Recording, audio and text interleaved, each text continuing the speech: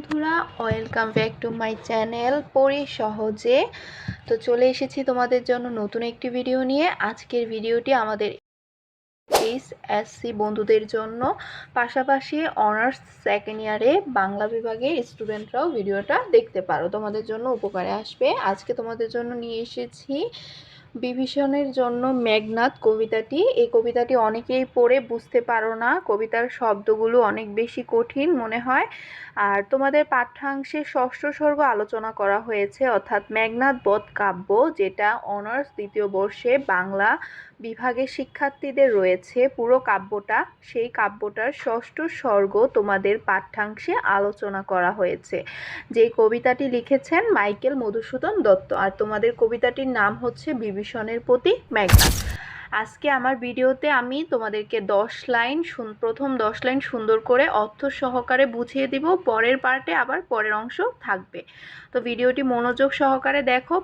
ভিডিওর প্রথমেই আমি মেঘনাদ বধ কাব্যের যে কাহিনীটা সেটা তোমাদের সামনে তুলে ধরবো, কারণ তোমরা যদি মাঝখান থেকে অর্ধেক জানো তাহলে হয়তো এটা তোমাদের কাছে অপূর্ণ থেকে যাবে, আর পুরোটা জেনে ফেললে তোমাদের জন্য ক্ষতির কিছু নেই, উপকার হবে বরং। তো আমি শুরু করছি। মেঘনাদ বধ কাব্যের কাহিনীটা হচ্ছে রাবণকে নিয়ে, আর হচ্ছে রাম লক্ষ্মণকে নিয়ে। রাবণ তোমরা জানো, যিনি হচ্ছে রাক্ষস একজন, আর রাবণের দুই পুত্র, একজনের নাম হচ্ছে বীরবাহু, অপরজনের নাম হচ্ছে মেঘনাদ।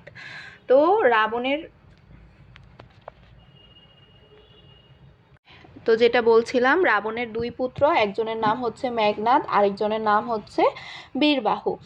তো কাহিনীটা হচ্ছে রাবণের বোন, যার নাম সুপর্ণাখা, তিনি একদিন জঙ্গলে গিয়েছিলেন। তো তিনি রাম আর লক্ষ্মণকে সেখানে দেখেছেন, সাথে রামের স্ত্রী সীতাও ছিল। তো রাম লক্ষ্মণকে দেখে তিনি রামের প্রেমে পড়ে যান সুপর্ণাখা। তো রামের প্রেমে পড়ে যাওয়ার পরে তিনি তার ভাই রাবণকে এসে বলেন যে তিনি রামকে ভালোবাসেন। তো তার ভাই তাকে এটা শোনার পরে রাম কিন্তু সুপর্ণাখার দুইটা কান কেটে দিয়েছিল। তো রাবণ এটা সহ্য করতে পারেনি, এটার প্রতিশোধ নেওয়ার জন্য তিনি রামের স্ত্রী সীতাকে হরণ করে এনে তাদের জঙ্গলে আটকে রাখেন। রাবণের বাড়ি ছিল সাধারণত সমুদ্রের নিচে। তো তিনি ওখানে এনে কাঁটাবন নামে একটা বন ছিল, ওই বনে সীতাকে আটকে রাখেন। সীতাকে আটকে রাখার পরে রাম আর লক্ষ্মণ রাবণের রাজ্যে আসে তার সাথে যুদ্ধ করার জন্য এবং সীতাকে রক্ষা করার জন্য। তো রাম আর লক্ষ্মণ যখন যুদ্ধ করার জন্য রাবণের রাজ্যে আসে, তখন রাবণ তার প্রথম পুত্র বীরবাহুকে তাদের সাথে যুদ্ধ করার জন্য পাঠান। বীরবাহু রাম আর লক্ষ্মণের সাথে যুদ্ধ করেন এবং যুদ্ধ ময়দানে তিনি মারা যান। বীরবাহু ছিল প্রচুর শক্তিশালী, তা সত্ত্বেও তিনি রাম ও লক্ষ্মণের সাথে যুদ্ধ করে মারা গিয়েছিলেন। তারপর এটা শুনে রাবণ একেবারে হতভম্ব হয়ে গিয়েছিল যে তার এত সাহসী, এত শক্তিশালী পুত্র কিভাবে যুদ্ধক্ষেত্রে গিয়ে মারা গেল। এতে রাবণ কিন্তু অনেক কষ্ট পেয়েছে। তিনি যতই রাক্ষস হোক, তিনি তো পিতা, তো পিতার দিক থেকে কিন্তু তিনি অনেক বেশি কষ্ট পেয়েছেন। তো তারপর তিনি নিজে যুদ্ধে যাওয়া ধরেছিলেন রাবণ, কিন্তু রাবণকে মেঘনাদ অর্থাৎ তার আরেকজন পুত্র যুদ্ধে যেতে দেয়নি। মেঘনাদ কি করলো, নিজে যুদ্ধ যাওয়ার জন্য প্রস্তুত হলো। তো মেঘনাদ যখন যুদ্ধে যাওয়ার আগে তিনি কি করতেন, দেবীর কাছে একটু প্রার্থনা করার জন্য, অর্থাৎ দেবীর থেকে প্রার্থনা নেওয়ার জন্য দেবীর কাছে গিয়েছিলেন। সেই ফাঁকে বিভীষণ চরিত্রটি হলো রাবণের ভাই। রাবণ 3 ভাই, বিভীষণ, রাবণ আর হচ্ছে কুম্ভকর্ণ। তো বিভীষণ কিন্তু রাবণের রাজ্যটাকে জয় করতে চাইতো, মানে জয় বলতে রাবণের রাজ্যটাকে দখল করতে চাইতো। এই জন্য তিনি চাইতেন যে মেঘনাদও মারা যাক, রাবণও মারা যাক, এতে তিনি রাজ্যটাকে দখল করতে পারবেন। তো তিনি কি করলেন, দরজা খুলে দিলেন, ওই যে দেবীর যে ঘর, ওই ঘরের দরজা খুলে দিলেন। সেখানে রাম আর লক্ষ্মণকে প্রবেশ করতে দিলেন, যার ফলে লক্ষ্মণ মেঘনাদকে সহজেই মেরে ফেলেছিল, কারণ মেঘনাদের কাছে কোনো প্রকার অস্ত্র ছিল না। তো মেঘনাদ তখনই তার চাচা হবে বিভীষণ, ওই বিভীষণের উদ্দেশ্যে তোমাদের এই কবিতাটি বলেছেন। আর এই অংশটুকুই তোমাদের পাঠ্য অংশে আলোচনা করা হয়েছে। দেখো, যেটাকে আমাদের নাম দেওয়া হয়েছে বিভীষণের প্রতি মেঘনাদ। অর্থাৎ এখানে আমরা এই তোমাদের আলোচ্য অংশে আমরা শুধু বিভীষণ আর মেঘনাদের কথাই শুনতে পাবো। তো প্রথমে আমি প্রথম লাইন দিয়ে শুরু করছি। দেখো প্রথম লাইন কি বলেছে, এতক্ষণে অরিন্দম কহিলা বিষাদে। এটা মেঘনাদ বলেছে। মেঘনাদ কি বলল, বহুক্ষণ চুপ থাকার পর মেঘনাদ, যার নামের অর্থ হলো অরিন্দম। এগুলো তোমরা বইয়ের পাশে টান দিয়ে প্রতিটা অক্ষর লিখে নিবে যে কোনটা কোনটা নামের অর্থ, তাহলে পরবর্তীতে পড়তে সুবিধা হবে। দেখো মেঘনাদ কি বলেছে, যে জয় অযোগ্য শত্রুকে জয় করে দুঃখের সাথে কথা বলল।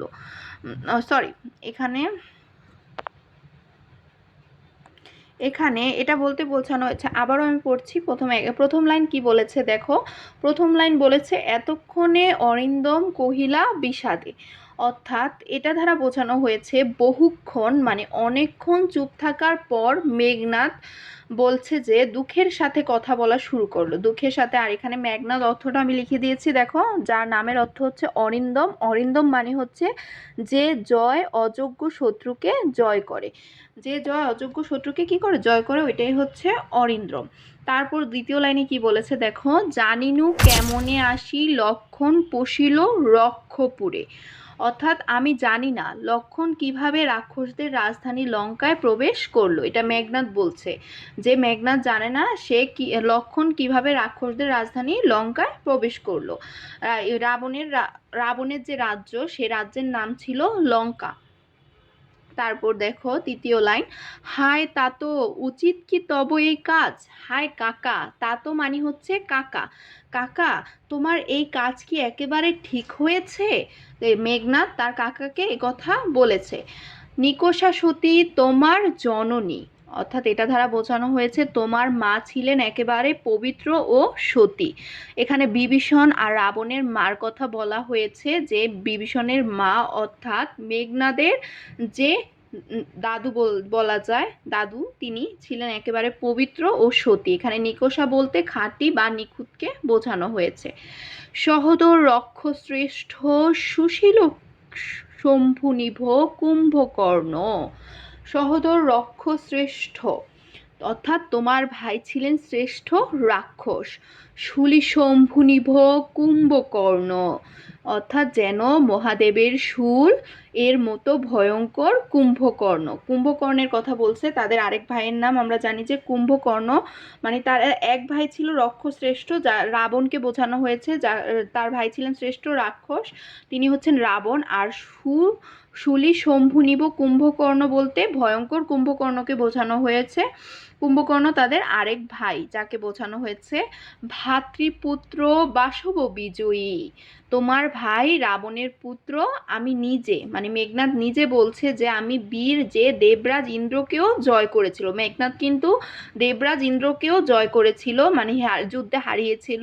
তাই মেঘনাদ নিজে বলতেছে যে ভাতৃপুত্র বাসব বিজয়ী। বাসব মানে এখানে বোঝানো হয়েছে যে দেবরাজ বাসব দেবরাজ ইন্দ্রকে বোঝানো হয়েছে, যাকে সে জয় করেছে। তারপর দেখো, নিজ গৃহপথ তাত দেখাও তস্করি। কাকা তুমি কি চোরকে নিজ ঘরের পথ দেখিয়ে দাও। মানে বিভীষণ লক্ষণকে যেহেতু ওই যে মেঘনাদের কাছে আসার পথ দেখিয়ে দিয়েছে, সেজন্য মেঘনাদ তার কাকাকে বলেছে তা তো দেখাও তস্করে। অর্থাৎ তস্করে বলতে এখানে চোরকে বোঝানো হয়েছে, আর নিজ গৃহপথ বলতে নিজের ঘরের পথকে বোঝানো হয়েছে। তারপর দেখো অষ্টম লাইন, চণ্ডালে বসাও আনি রাজার আলোয়ে।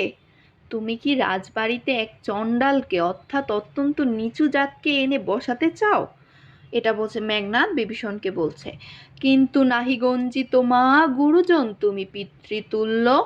অর্থাৎ তবুও আমি তোমাকে অপমান করতে চাই না।